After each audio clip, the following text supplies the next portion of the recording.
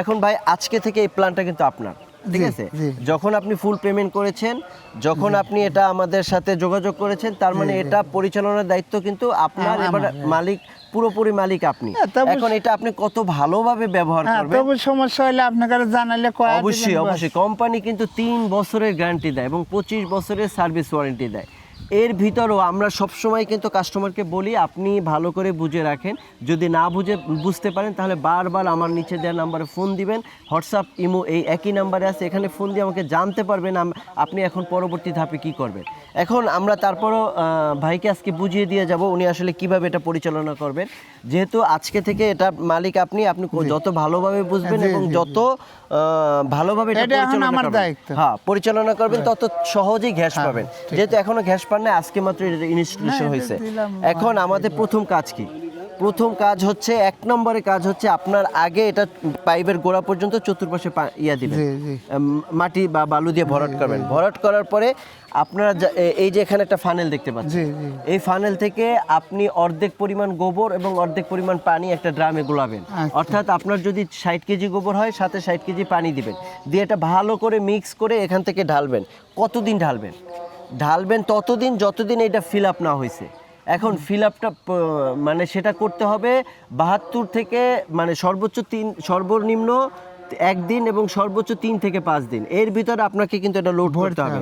কারণ হলো 5 দিনের ভিতরে কেন লোড করতে বলি, এখন কত কেজি লাগবে যদি আপনি আমাকে প্রশ্ন করেন, তাহলে আমি আপনাকে একটা ধারণা দিতে পারি 42 মণ লাগবে, অর্থাৎ প্রায় 1700 কেজি গোবর লাগবে। ঠিক আছে, তার মানে 40 থেকে 42 মণ যদি আপনি গোবর আপনাকে আগে স্টক করতে হবে।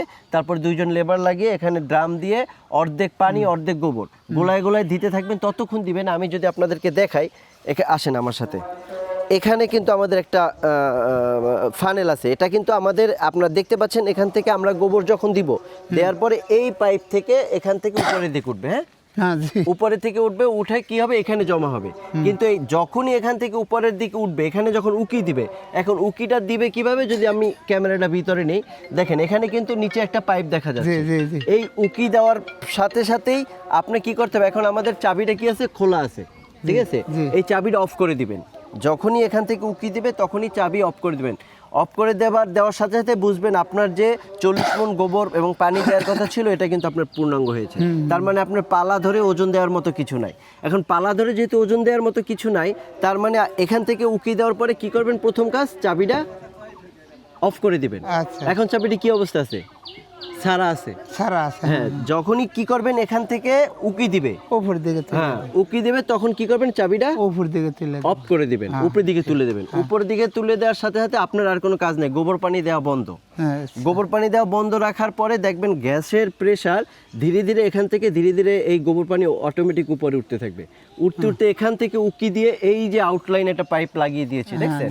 এই পাইপ দিয়ে যখন ফোটায় ফোটায় পড়বে, তখন আপনি বুঝবেন আপনার গ্যাসের প্রেসার হয়েছে। হওয়ার সাথে সাথে কি করবেন, ওই যে চাবিটা অফ করে দিয়েছিলেন ওইটা আবার ছেড়ে দিবেন। ছেড়ে দেওয়ার সাথে সাথে আপনার কি হবে, এই যে গোবরের পানির যে স্তরটা এখানে উঠছিল, এটা আবার এখানে চলে আসবে, একদম এখানে চলে আসবে। এখানে চলে আসা ভিতর থেকে দেখবেন এখানে উকি দেওয়ার কিন্তু জায়গা আছে। হ্যাঁ, এখান থেকে এখানে চলে আসার সাথে সাথে কি করবেন, চাবিটা আবার অফ করে দিবেন। আবার ওয়েট করতে হবে ততদিন যতদিন না আবার নিজে নিজে বাড়তে থাকে, কিন্তু কোনো গোবর পানি দিবেন না। এইভাবে 3 বার উঠবে, 3 বার ওই চাবিটা ছেড়ে দিবেন, গ্যাস যা হবে সব ছেড়ে দিবেন। 3 বার ছেড়ে দেওয়ার পরে আপনার 4র্থবার জন্য অপেক্ষা করতে হবে। 4র্থবার যখন আপনার আবার এখানে উঠবে, তখন আপনার যে কাজটা করতে হবে, ওখান থেকে আমি যদি দেখাই, এই যে এখানে একটা ফানেল আছে, দেখছেন? যেখান থেকে গোবর পানি দেয়, এখান থেকে আপনি আবার 60 কেজি গোবর পানি মিলাইবেন, অর্থাৎ 120 কেজি গোবর পানি মিলাইয়া এখান থেকে আগে দিয়ে নেবেন। এটা হলো 4 নম্বরে।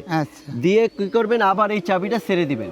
চাবিটা ছেড়ে দেওয়ার পরে যখনই আপনার এখন কি করবেন, আগে করছেন কি 3 বার গোবর পানি না দিয়ে ছাড়ছেন, এইবার কি করবেন, প্রতিদিন গোবর পানি দিবেন আর ছেড়ে দিবেন। অর্থাৎ 120 কেজি গোবর পানি দিবেন, সকালবেলা উঠে দিবেন এবং ছেড়ে দিবেন। এভাবে ছাড়তে ছাড়তে মোট 12 দিন ছাড়বেন। 12 দিন মানে প্রতিদিন সকালবেলা 12 দিন ছাড়ার পরে 13 দিনের মাথায় এসে কি করবেন, ওখানে আমি যে পাইপ লাগিয়ে দিয়ে গেছি, পাইপের একটা মাথা এখানে লাগাই দিবেন, আরেকটা মাথা যে মিটারের ফাঁকা আছে ওইখানে লাগাই দিবেন। লাগাই দিয়ে বিসমিল্লাহ এই চাবিটা যে ছেড়ে দিবেন আর কিন্তু বন্ধ করবেন না, এটা কি করবেন, খোলাই থাকবে। যেহেতু এটা খোলা থাকবে আর আরেক মাথা থাকবে আপনার ওইখানে চুলার চাবিটা বন্ধ রাখবেন, চুলাটা ছেড়ে দিয়ে একটা কাগজ বা মেসের কাঠি দিয়ে আগুন জ্বালাই দিবেন এবং এভাবে আপনি 3 বেলা রান্না করতে পারবেন। প্রতিদিন সকালবেলা ঘুম থেকে উঠেই আপনার প্রথম কাজ হচ্ছে 60 কেজি গোবর পানি দিবেন, অর্থাৎ 60 কেজি গোবর 60 কেজি পানি গোলায় দিয়ে দিবেন, দিয়ে আপনার সারাদিন রান্নাবান্না করবেন। রান্নাবান্না করার পরে যখন রান্নাবান্না শেষ বন্ধ করে রাখবেন এবং শীতের সিজনে একদিন পরে একদিন গোবর দিবেন। শীতের সিজনে কিন্তু প্রতিদিন দিবেন না। আর এখানে যদি উপরে যদি কোনো গাছের ডালাপালা থাকে, যেমন এই কদম গাছের ডালাগুলি কেটে দিবেন, হ্যাঁ কাটে দিবেন যাতে রোদের চাপ ভালো থাকে। এবং এই পাশটা কিন্তু আমরা পুকুর পাড়ে বসানোর আগে খুবই সাবধানতা অবলম্বন করব, কারণ এই পাশটা কিন্তু আপনাকে অবশ্যই সুন্দরভাবে ম্যানেজ করতে হবে। যেহেতু আপনি খাম্বা দিয়ে দিয়েছেন, প্রয়োজন পড়লে এটা আরো একটু ডাবাই দিবেন, ডাবাইয়া এখান থেকে মাটি মুটি দিয়ে দিবেন, যেহেতু এটা অনেক লোড হবে। হ্যাঁ, কারণ আপনি আমাদের অন্য একটা ভিডিওতে দেখছেন, আমরা কিন্তু একটা ভিডিওতে দেখাইছিলাম যে কিভাবে পানিতে ভেসে গেছে, ঠিক আছে? এটা আপনি মনে হয় দেখছেন এই ভিডিওটা। হ্যাঁ, যাই হোক, এই যেহেতু আমরা এই ভিডিও প্রতিদিন আপলোড করি, এই জন্যই আপনি মানে আপনার সুবিধার্থে আমরা আমাদের যে গ্রাহক তাদেরকে বোঝানোর চেষ্টা করি যে আপনি কোন কোন পন্থা অবলম্বন করবেন। যেহেতু আপনার জায়গা